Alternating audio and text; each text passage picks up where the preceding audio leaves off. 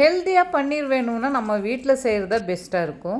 கொஞ்சம் டைம் இருந்தால் போதும், நம்ம வீட்டிலே பன்னீர் செஞ்சுக்கலாம். பன்னீர் வந்து 1 டேக்கு முன்னாடியே நான் ரெடி பண்ணி ஃப்ரிட்ஜில் வச்சுட்டேன். ஹெல்த்தியாக ஒரு பன்னீர் ரெசிபி எப்படி செய்கிறதுன்னு பார்க்கலாம் வாங்க.